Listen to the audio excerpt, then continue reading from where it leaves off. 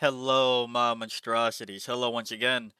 Today I bring to you a bunch of tabs and uh, a call out. And that call out is to myself amongst the community. I think we got something wrong. As we're seeing a style of list still win and make a comeback, I think there's still hope for something that we all kind of abandoned. As you can see on the screen, I'm highlighting Green Tide, in which there was just some good results recently. Um, I see that they haven't all updated here, but Tide Horde armies have been doing okay and still better than what we expected. There was preemptive hits by GW going into Pariah Nexus, because they swore up and down that Battle Line was going to be turbo effective. You're going to want to bring your Battle Line back, and you are going to be building lists the way that good old James Workshop intended. And we've seen that that isn't quite true, but at the exact same time, we've seen that Horde lists are still viable. You see, with this Green Tide second place top that happened recently, about a week ago, that was just one of the things on my radar that I kind of wanted to go into. Because we're seeing that even with a list like this, Green Tide is solely focused on this unit. Now, I really don't know what's going on here. There has to be a one missing, right? Or even I have no clue. I'm hoping somebody can tell me the full story of where the rest of this list is. But if somebody went second with less than half the allotted points on Green Tide, I think there's hope for Hordes. And not only just hope for Hordes, but a specific Horde that I want to talk about, but we'll get to that in a second. So this was just amongst the things. If you look at Wog Tactics, I know they cover orc win rates about every week, and on the thumbnails you can see some of the um like Green Tide making a comeback or falling and things like that. Wog Tactics is one that you'll see more in depth about Green Tide, but that's just one of the things that put it on my radar. So moving past Green Tide, we also have the fact that Derek Apsh. I think I've said Apshe in the past. I think I've said Apache. I'm sorry, but 40K dirt bags. We know that he's been bringing out Chaos Cult and just bodying pretty large events. One LSO and one Nova with Chaos Cult. And we've seen some people both have the same success with it and attempt the same success with it. So, this is another horde that has been fairly strong, and we know it works. But at the end of the day, I think a lot of us just don't want to move that many models on the clock, because if you look at these games, I know that War Games Live has video of this one. I want to say, since this was Nova, I want to say that the official Warhammer Twitch channel had this one on stream, but I know he clocked out on this one. So your biggest enemy is still the clock, apparently. But I don't want to delve too much on this one too, because there's another few reasons why Chaos Cult works as well. But we also have Kroot Hunting Pack.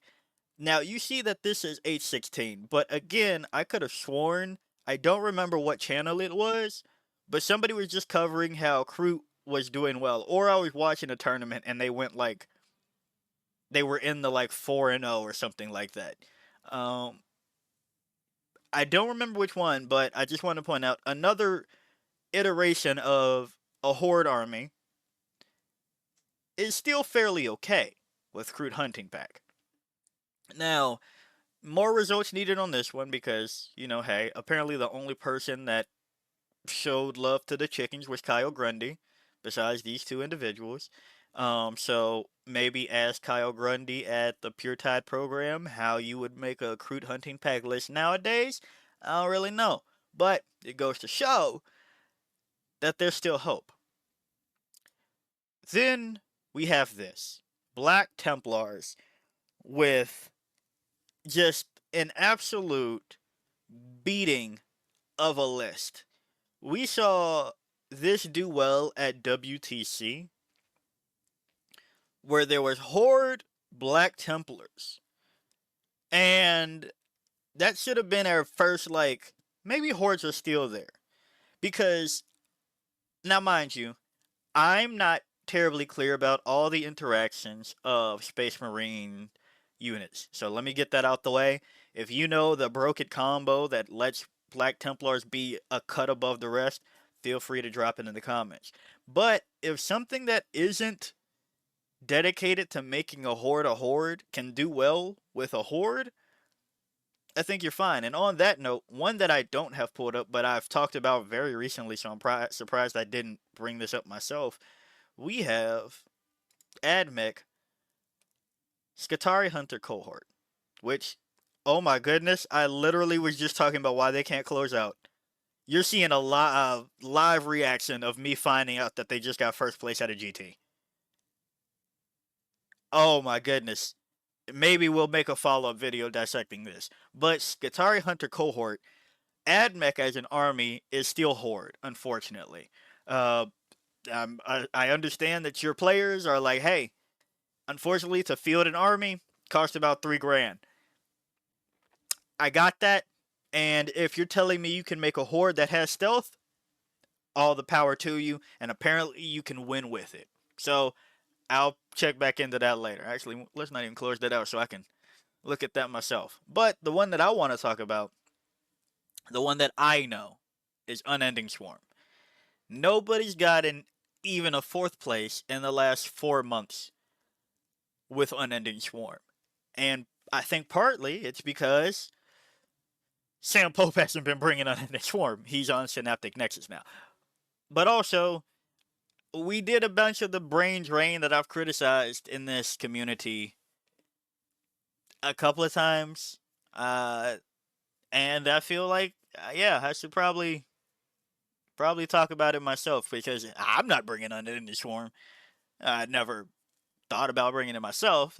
I also fall into the category of I don't think I want to move that many pieces, quite frankly, and I don't think I want to pay $120 for 120 models. Like that's me too. But Unending Swarm, we knew it worked. And the other part of why I made this video is because I just talked about Crusher Stampede, in which that is a detachment I feel should be working more. I still think it doesn't make quite that much sense that we're bringing more small stuff than we ever had in the monster detachment that's like, hey, leave the small stuff at home. So why aren't we taking the small stuff and the small stuff army, or the small stuff detachment, I should say? So we know that the biggest hit that happened to us is that GW on that last balanced data slate said, hey, if you have a reinforcements type of stratagem where you get to bring back an entire unit, you can only do that once per game. And in the past, yeah, we were able to do that more than once per game, but realistically, how often were we doing it? Now, as you can see, there's no list here to talk about, but I know if you go back and watch maybe LVO. Actually, I know LVO. Sam Pope versus Matt Laura, if I remember correct, was on War Games Live. So you can go watch that game. But you'll see that you have to bring the Swarm Lord, which is another points hike into your list, so you can have that additional command point, kind of willingly, every other turn. So that way, you can bring back something. But what happens is you don't have 2 CP to spend every turn. So you kind of really decide in the next turn or so when you would bring that back. So mind you, we can only do it once per battle now. But in the past, we weren't really doing it more than 2 or 3 times a battle anyway. So yeah, it's a giant hit. Don't get me wrong. I'm not saying that it isn't kind of the thing that breaks the camel's back. Breaks the horse's back? Break the. Why am I blanking on the saying? But at the same time, we've gotten more tools in place of it, and I think GW did a little bit better on the compensation front than we at first thought about. You see, going back to not only the fact that I'll get back to the enhancements. I think I want to go out of order than what I originally planned. Because at first, the Hive Tyrant, prior to the recent changes, you could only use the free or repeat stratagem on battle tactics. That's just how everything went. And the only battle tactic stratagems in Unending Swarm were Swarming Masses, Bound in Advance, and Teaming Masses. But the thing that gives you reinforcements is Unending Waves, which is a strategic ploy. So you had no way of reducing this 2 CP. And as we saw when I talked about Crusher Stampede, some people are bringing Hive Tyrant Swarm Lord, which are both things that you were kind of bringing in Unending Swarm list anyway when it first happened. Actually, let's see if this list has it. Just Hive Tyrant. That's fine. But there's another unit right there immediately that we want to talk about, but we'll get to that. With Unending Swarm, if you eat the cost of -1 CP for Hive Tyrants for any stratagem now, and Swarm Lord making it so that you have CP to blow, we can see probably a return to Unending Swarm as these other detachments are seeing, or these other armies are seeing returns to their horde detachments. Because not only did Cole the Horde not work the way that GW planned it, as in people aren't taking fixed. That was the big thing. It's like, well, you don't want to take these swarm armies because, oh, you watch out for that Cole the Horde. That's just easy points to get up against the swarm. And hey, we took away your reinforcements. So don't do it. We know you didn't like playing it really because that was a lot of models to move, but we also didn't like seeing it, right? But here we are where it might be better than ever to run an Unending Swarm for 10th edition. And again, I'm not going to act like Unending Waves being once per game is not a massive blow now, but now, and you also can't repeat the stratagems. So you can't double up on Swarming Masses per turn. But what you can do is make that one-time Unending Waves not hurt nearly as bad, because 1 CP is easier to spend than 2, without needing to bring Swarmlord. But, again, with Swarmlord being a previous staple, he now has a Vect. You can have a Vect in a Swarm army, which is kind of what we see Derek 40k Dirtbags do with Chaos Cult, where he loves Cypher. If you go watch their videos and his breakdowns, he loves Cypher. So you can have a Vect in a Horde army, and this one has the option to bring a unit back, as well as something else that I think we don't need to do as much as we previously did. So, not only is it the fact that you can reduce anything, so you can make battle tactic and strategic ploys cost less, but also we were really taking Venom tropes, because we wanted to give stealth and cover to the little grubs, the little itty bitties. But that was kind of to offset the fact that we wanted to save her CP so we could bring it back, right? So if you just don't use any of these other stratagems, that's how you were able to kind of have the CP.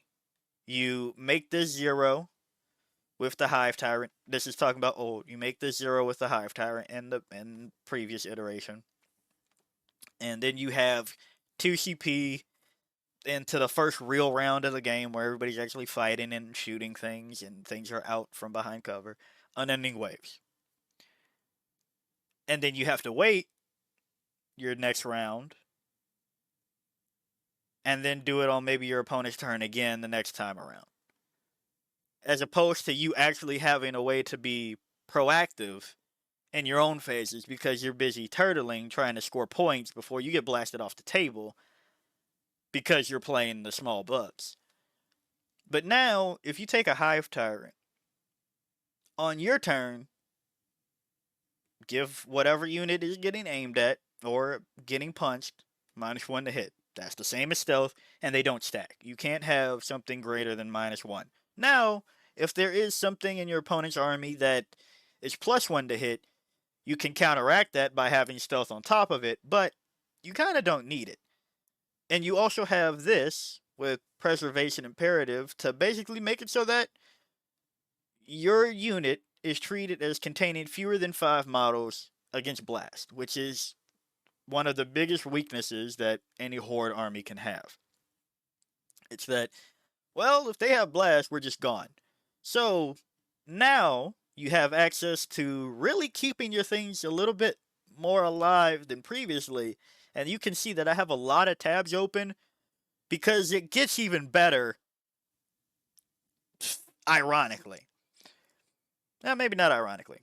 I think we all can agree it's kind of annoying when people use ironic and outside the moment. But it gets better in a way that unforeseen after it seemed like they killed it in the water.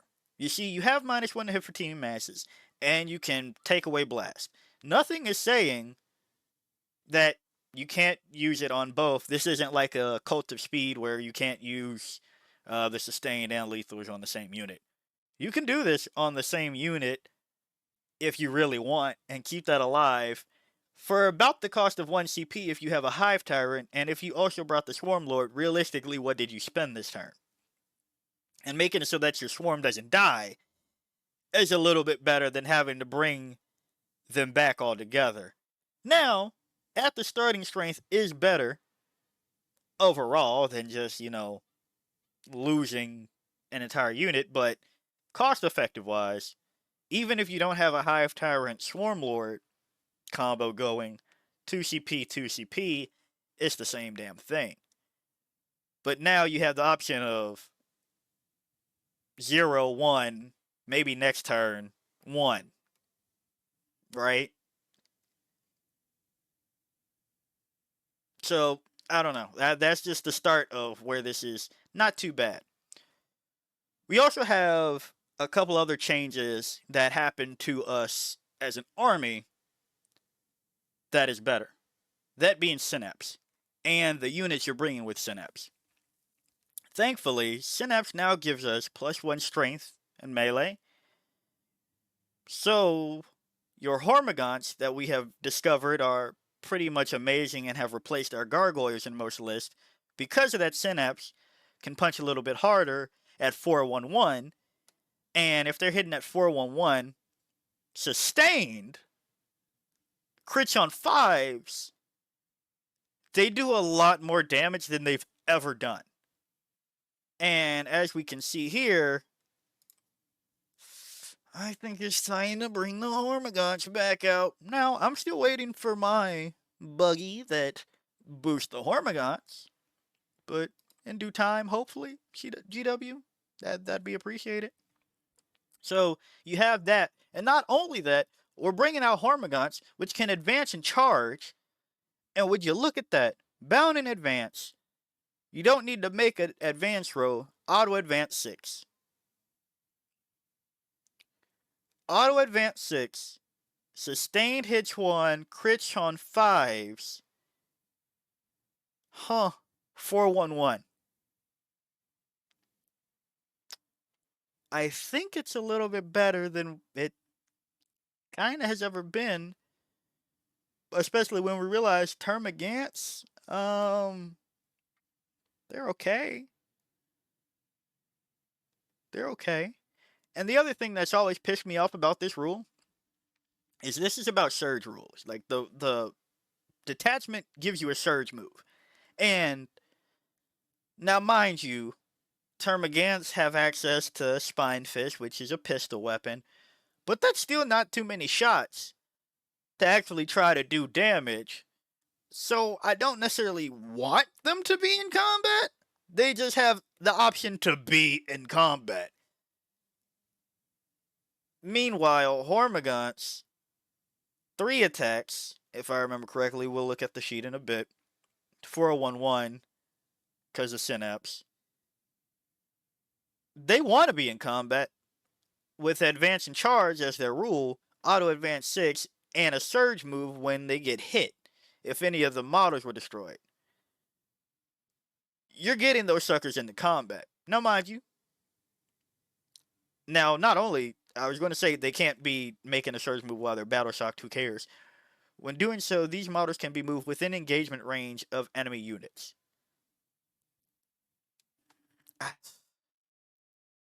I think it's time to bring out the Hormagaunts a little bit more. And before I go on to the data sheets that I really think can have benefited, not can benefit, have benefit, let's talk about the enhancements and what you can do with them. So we've seen other armies since their codexes have been released do funny things, like putting on the detachment for the mega knobs to make it so that they always count as 10 and stupid things like that. I say stupid, but apparently it worked. I still trying to figure out why that interaction was the bee's knees. I think there were still other better things, but we've seen things like that happen. And even in our own, we can see that if we give a Winged Tyranid Prime to a squad of melee warriors, they get Vanguard Invader, excuse me, to advance and charge in Vanguard Onslaught and have better access to things like, well, I guess you could use Stalker, but we're probably throwing on Chameleonic to give them benefit of cover. Say all that to say, these enhancements don't have restrictions because they know none of your endless multitude units are a character. Right? We're not Chaos Knights where our War Dog is a character and Battle Line at the same time. We don't have that. Instead, we can add 2 to the move characteristics of models in the unit. Maybe the aforementioned Winged Tyranid Prime, put that in a squad of gargoyles, squad of melee warriors, making them from a move 6 to a move 8. Or the one that I think you should be doing is a unit that we already were taking in Unending Swarm. The Neuro Tyrant, which can now attach to the Zoanthropes, which you were bringing Zoanthropes because you wanted to give your army a 6-up invulnerable save to make them a little bit more tanky. Compared to in Green Tide or the Crude Hunting Pack, where that's pretty much the rule, where it's just like, well, you can get invulnerable save versus shooting. So we have access to units that can just give it in 6 inches out. And with Relentless Hunger, they can keep up. And you want to make your Zoanthropes move further. Taking them from move 6 to move 8? Yeah, that's pretty good. Because then they have +1 to hit because of the Neuro Tyrant, who you are already bringing to give out Synapse, which now you can give out Synapse, which would give them +1 strength. Yeah, I think it's okay. Naturalized Camouflage, you were taking this on your Turfagon. And this goes back to my whole thing of maybe we can just drop the Venom Thropes altogether. Because at the start of the first battle round, select up to 3 friendly Endless Multitude units within 9 inches of the bearer. Until the end of the battle round, each time a ranged attack targets one of those units, they have the benefit of cover. Okay, fine. I get it that Venom Thropes for 70 points will give everything that's not a monster, of course, stealth, which within 6 inches of it, and benefit of cover on top of that. But for 30 points, the first round, I could just get the benefit of cover, and if I really need the stealth, I have the stratagem for it Probably from the Hive Tyrant. Because who really cares? And again, benefit of cover, how useful is that if I'm bringing the Zoanthropes anyway? Because I'm just going to be taking the 6-up Invone anyway, more than likely. But if somebody has a weak Flamer that has no AP instead of Blast, yeah, this could be better. You also have to hope that that Flamer doesn't have Ignores Cover, like most Flamers do. So, you see where I'm going with this? Like, how good is Stealth and Benefit of Cover? Don't talk to me about this one. I need to look at the list first, and this isn't a Skitarii Hunter cohort video, so, hey. Then we have Piercing Talons, which, each time a model in the Bear's unit makes an attack on a critical wound, improve the AP of that attack by 1. This can go on again, either the Neurotyrant, making your Zoanthropes hitting on 2s and then critical wounding, taking their AP from 2 and 3 on their last cannon shot, to 3 and 4, if I remember correctly. Again, we'll talk about it when we get to the datasheet. So, the unit you're once again already bringing can hit harder on critical wounds, meaning that they're punching through whatever you wanted. Again, it's on critical wounds, but that's fine, because you were taking the exocrine in this army anyway, because we were building around Termagants, and if they had lethal hits because of Tervigon, yada yada yada, rerolls, yeah.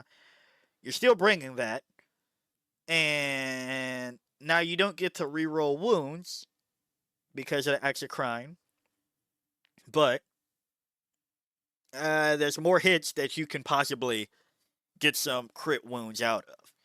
Or, the other option, something that we've seen that I also touched on, that I also admit I think we're playing a little bit too heavily on, but we've seen this in a Crusher Stampede list.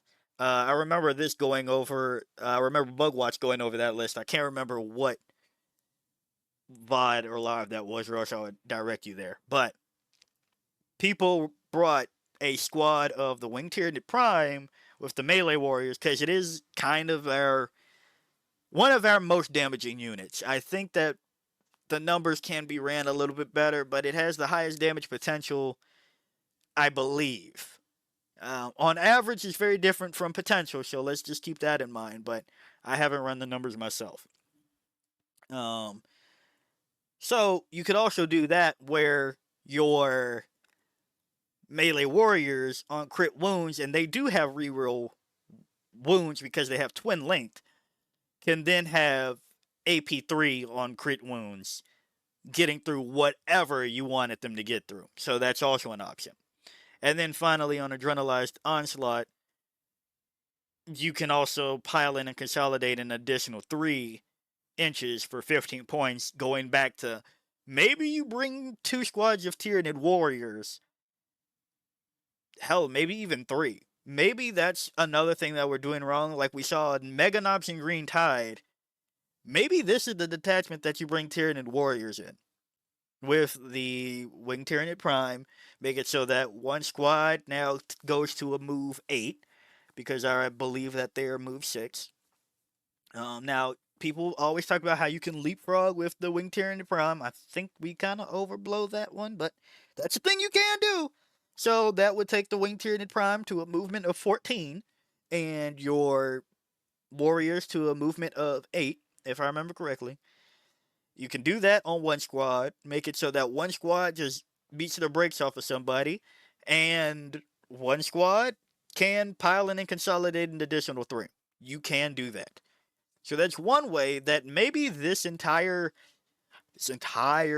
rule that has a surge move as the detachment rule did want you to be more melee focused. How would you guess? Now, mind you, it does speak to the fault, I guess, of GW, where 2 of our Endless Multitude units are better at range, which would be the Gargoyles and the Termagants. And then Hormigons are best melee. Neurogons aren't good at anything, but they also are melee. So, maybe. And even with that, the Neurogons, You're bringing them to keep synapse for everybody so that everybody can hit in melee a little bit harder. And I understand that the flavor is just like, you throw the tiny bugs at them, get them, just get them, just overwhelm them. So Surge is the most appropriate thing. But I think we kind of overcooked with our initial list a little bit. So that's the enhancements and why I think that it's a little bit better now, and that's why the stratagems are better. Let's talk about data sheets.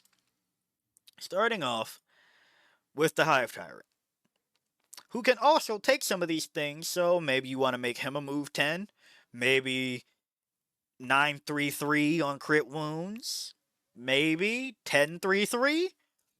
Possible. Possible. 1033, 732, an option. But also, the Hive Tyrant's update not only gave assault, but also lethal hits. So now you don't have to worry about bringing all those many Tervigons. Now, I do recommend you still do, but now you don't have to be restricted to the 6 inches that you had of them previously because your Hive Tyrant is also giving lethal hits. That is now giving lethal hits to your Exocrine that you were bringing anyway.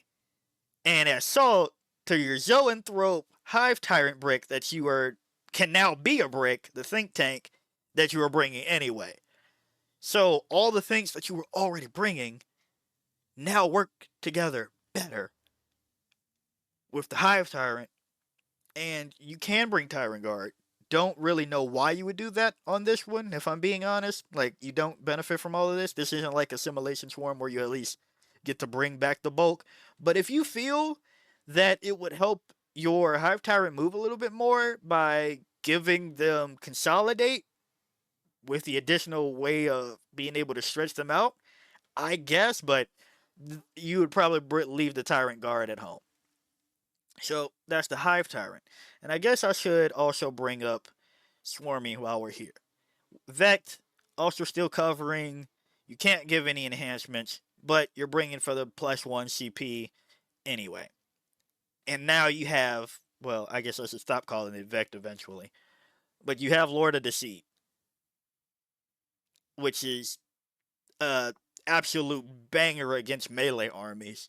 And if you're going into melee, you're also pushing down the field, so you can get your Swarm Lord into plays where Lord of Deceit can really be powerful because everybody else is in melee and there's a bunch of Hormigons, which usually they would want to be, but after the balanced data slate, maybe they don't want to be.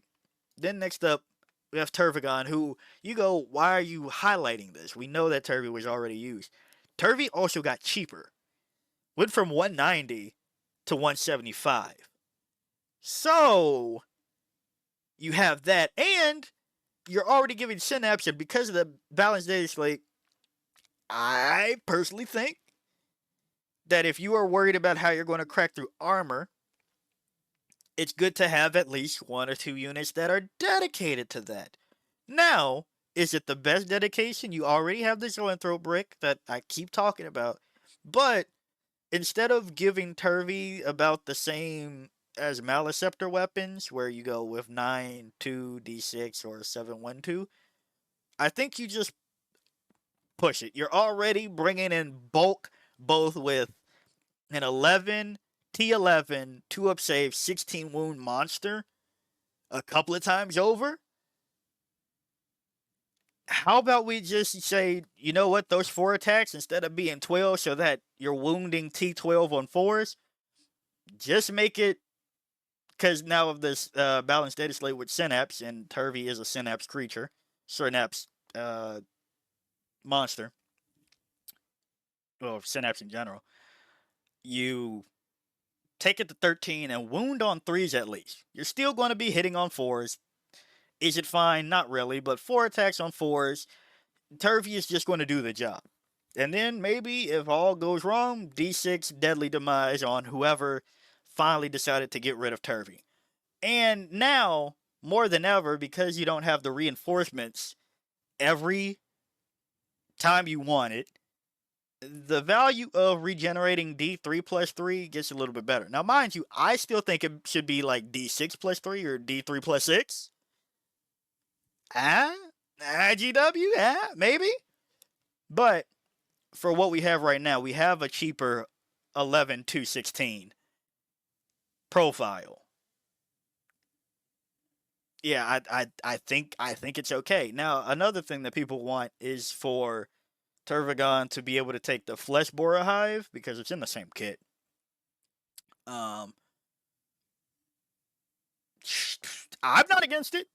I believe that what I've understood is that in the past Tervagon could, and they took it away. So I don't know why they did that, but if you make it so that Turvy also gets lethal hits because of that, I would like this. That's the change that I would also like thinking about it. If this worked both ways, if Turvy is within 6 inches of a Termagant unit, both Turvy and the Termagants get lethal hits if we're going to give Fleshborer Hive to Turvy. That'd be a nice change. But for right now, I think you're better off of just making it so that you are a dedicated damage cracker because you're not 4-3-3 or 8-3, sorry, 4-3-9 or 8-3, well, 4-3-10, 8-3-8 isn't really the thing that you need for some of these things. But again, hey, you already have lethal hits on everything, so maybe you don't. But I feel like you should go with the scarier option of -3 AP, D6 plus 1 damage. So that's that. But then we go over to Neurotyrant, who you can you can do the things now. You attach with the zoanthropes you're already bringing, and I touched on this a bit. If you can take that movement to move 8, and you're already giving out your synapse nodes with the neuraloids, now your Hormigons that are advancing and charging, auto advance 6 by the way, with the stratagem, can punch up with sustained. Now, mind you, it's not lethal. That'd be cool, but sustained hits 1 on 5, 4-1-1 at any range because you just got to make sure that they're within 18 at the start of the command phase, and then you can let them rip. I think that's a punch in the mouth not everybody's ready for. So, Neurotyrant, I'll keep that one simple because that is what it is. And Zoanthropes, I said it again. I said it before, I'll say it again. You were bringing them anyway, and I'm sorry, I was wrong. Movement 5 on them. Movement 5 can go to movement 7. They're not 6, they're 8. I'm sorry, whoever I pissed off in the comments, because I know somebody is seething at me getting that incorrect so many times earlier. -1 inch. Sometimes 1 inch does make a difference. 5 to 6, ask your friends. Sometimes it does make a big difference. But you have possibly movement 7 zoanthropes covering with a 6-up invulnerable save on your Griblies that are just ripping ass, and then they go on crit wounds, possibly another one, right? Not the same unit, but possibly another unit. 7-3 D3 damage on D3 blast weapons, or 12 AP4 on crit wounds, D6 plus 1 lethal hits. Okay, mind you, that's the thing that'll get in trouble though, because if you lethal hit, obviously you can't crit wound. So, there's that one. But it's an option. So with that, I think I'd probably stick to giving them plus more movement instead. But hey, we're there. Then again, Hormigons, what I've been talking about this entire time, eligible to declare a charge in a turn in which they advanced with Synapse, 4-1-1, sustained hits, hitting on 4s, fine. 3 attacks, 4-1-1, crits on 5s, T10, auto advance 6. So 16 inches with a stratagem. Possibly, uh, it's the longest legal charge is 12 inches, right? It's a foot. So 20-inch, 28-inch threat range. Did I do that math right? Yeah, 16 plus 12 is 28, right? So, and I shouldn't say threat range, but congestion range. Because as we saw with the boys list, even for a detachment that's built around one specific data sheet, man, I lisped hard on that one. Sorry, I heard that one myself. But uh, for one specific data sheet, if it can work kind of there, I think we can still make it work here. Because boys aren't the most damaging thing. If you take 60 Hormagaunts and you just clog up the board, yeah, you can punch some people in the mouth with 411 sustained 5 crits on 5. Sorry, sustained on 5. 411. With the same ballistic score, ballistic skill, uh, weapon skill as a boys, because orcs hit on 4s. Or is it 5s? I know melee is better, but yeah, shooting is 5s, right? So, yeah, I think it's viable. Especially when they're T3 with a 5-up save, not the 6-up of none of them. Am I thinking gargoyles? Gargoyles. I'm thinking about gargoyles. All right, I'm not too stupid. But a 5-up save, 6-up invuln with the zoanthropes, sure 1 wound. 2 OC though. Surge. And as we saw with Gene Stealer Cult and Crusher Stampede again, and as we always knew with Unending Swarm, objective control is a big name of the game, and that hasn't changed ever. So, with each model surging to OBSEC, yeah. Hormagaunts, they're here, they're ready to play. Bring them out. Neuralictor. Why am I talking about Neuralictor? Well, they got Synapse. And you were probably bringing them anyway because at the time when Unending Swarm was good, everybody was just so over the moon about Neuralictors, and we're like, yeah, there's a chance to get +1 to wound against the unit. Hell yeah, bringing it. But now it's even better because you can give that Synapse, keep that aura going for your little Gribblies. And again, I don't think you need to bring Venomthropes too tough because they have the option of -1 to hit if the unit is within 12 of them and is battle shocked. The same way, it adds 1 to wound on your end. So again, just follow me. Hypothetical, okay? Or hell, let's even say that it shadows in the warp turn, and it's -2 to a couple of units because they're next to a Synapse unit, i.e. a Neuralictor, and you have the Neurotyrant in your list, so that's -2 to the test. They are now +1 to wound against it for the zoanthropes you're already taking, and now the +1 to wound, sustained hits 1, 411 Hormagaunts. Sustained hits 1 on 5, 411 Hormagaunts that at strength 4 is a better breakpoint, so you're getting through like elves and things of that variety that are only T3 and T4. So instead of wounding them on 4s, you're wounding them on 3s. And now because of the +1 to wound from the Neuralictors that we used to love so terribly, you're wounding them on 2s. Yeah, I think you can beat some ass with the Neuralictors now. Don't get me wrong, I do think 90 is too costly for what they do. I think we all have seen the light as like, maybe we don't need them too tough for 90. Like, it is kind of egregious. Hopefully this comes down in the next go around by GW. But if we were bringing them before, they just got better for a couple of more points.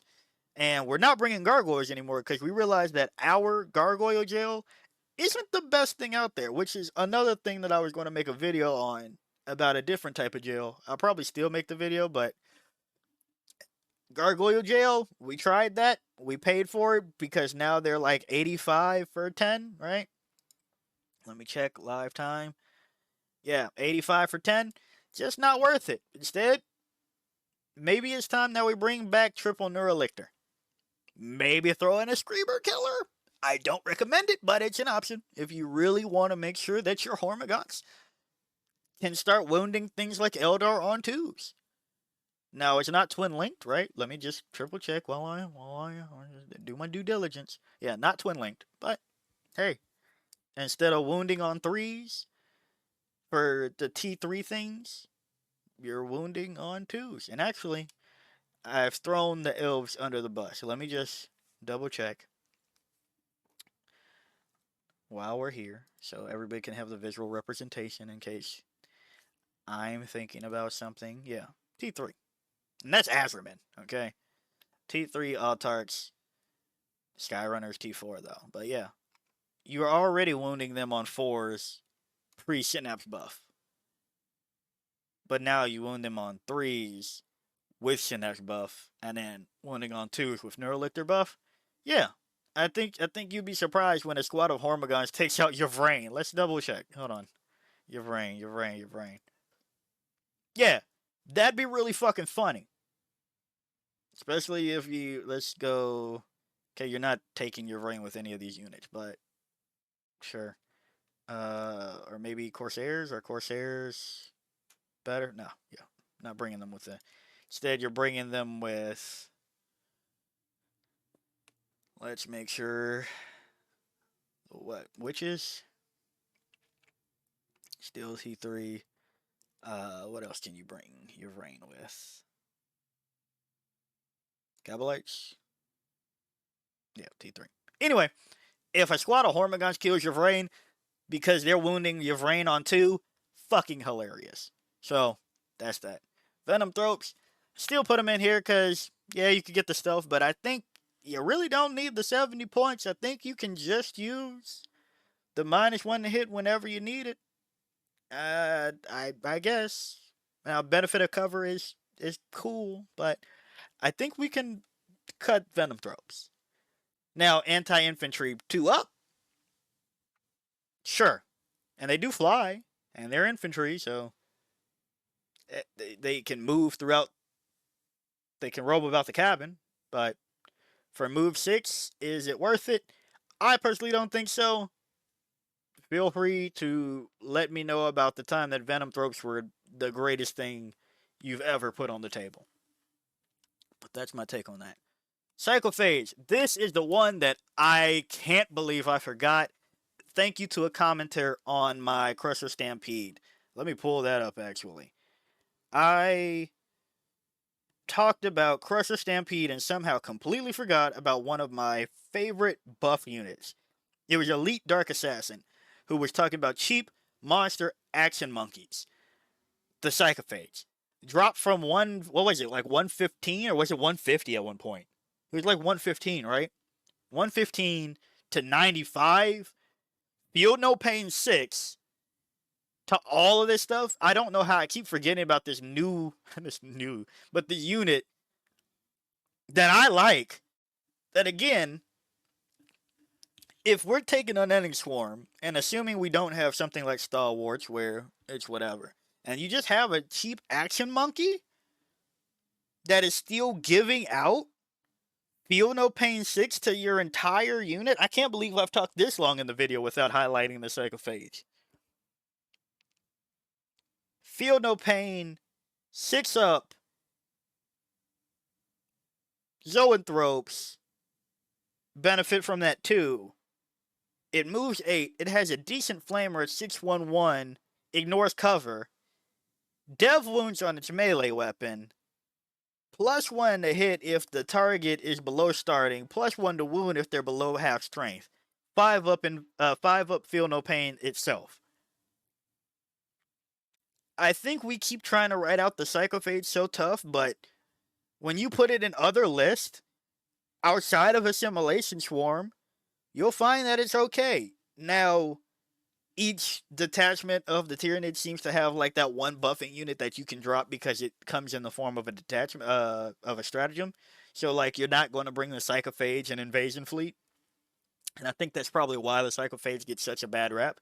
But if you bring the Psychophage in Synaptic Nexus, And of course, it's a staple for Assimilation Swarm, but also the few people that were brave enough to bring it in the early days of Unending Swarm, yeah, you can do it and have a feel no pain for cheap. Hell, in Synaptic Nexus, -1 AP that people love on the fucking Norns so tough before they get to their target spot is great, or the Maleceptors that we're not bringing anymore. But, to that extent too, bam, or Crusher Stampede. How am I, once again, the whole reason I'm talking about this is because somebody reminded me about using them in Crusher Stampede.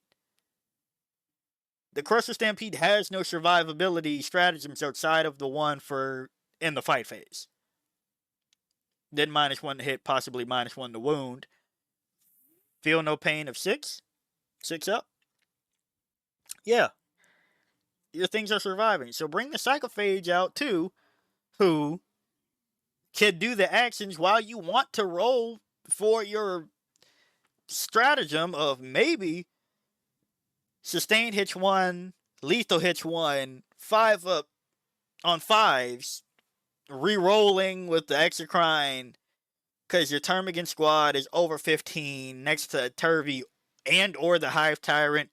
Probably the Hive Tyrant, so, well, they're already assault weapons, but you get the point. Bring the Psychophage back out. I should probably put this in the thumbnail. I make the thumbnails after I finish recording my video, so I know what I talked about. So, if you're watching this later, yeah, I'll probably put the Psychophage on the thumbnail. And if I didn't, screw me. Wing Tyranid Prime, I've talked about it. Sustained hits 1. This gives you the option of doing it without using the stratagem. But again, it can go on these. So now they go to Strength 6 because they are Synapse too. I was going to say tied to Synapse. Strength 6, AP 3 on those critical wounds again with that enhancement. 1. 6 attacks, reroll 1s, twin linked. Come on now. Come on now. Now this one I didn't fuck up. Movement 6 going to movement 8 with that other one. Come on. Consolidating basically 6 inches. Come on. Bring the Tyranid Warriors and the Wing Tyranid Prime out. Okay, cool. I was like, what was the last one? I think I talked about everything. I got ahead of myself on that one. But yeah, I think it's better than ever. Oh, that's the one that I meant to talk about. Well, 2, I guess. Because you can still bring Pyroforce to remove the options are covered for those sustained hits, lethals. But Biovores also got cheaper because we thought that these were also dead. And we're still bringing them in our list. So you have more room for things like an additional Neurolictor because you were bringing the Neurolictor before. Some of you were bringing the Psychophage before. Cut those points. And I still think that you can just drop the Venom Thropes. If I'm being honest, I think you can just drop the Venom Thropes altogether. But hey, maybe not. Maybe not. But if you drop the Venom Thrope, you can squeeze in another Neurolictor. So yeah, this giant tangent was just to say, Sam Hope, please come back. To Unending Swarm, that is. He's playing Synaptic Nexus right now. But, you need another champion. We need Sam Pope to either hop back on that horse. We need Derek Apshe? Somebody please please correct me in the comments. Derek, if you're watching this, I'm so sorry. I probably should have just looked up one of your videos before making this video. But here we are. Yeah. Unending Swarm. I think we abandoned it too early. I haven't talked about my issues with how people build Vanguard Onslaught yet. Maybe that'll be the next video, but probably not because, anyway, it felt weird talking about other spooky armies in 40k for October without commenting on my favorite one for October 1st. I realized that I was stupid and put out the Crusher Stampede video on September 30th instead of October 1st. So, here we are. This is why the video happened. I've been yapping long enough. Tell me everything that you think about Unending Swarm's new potential. Did we abandon it too soon? Or were the nerfs just way too hard? But yeah, if you like the video, like it. Got a comment for me, comment. And until next time, peace out, my monstrosities.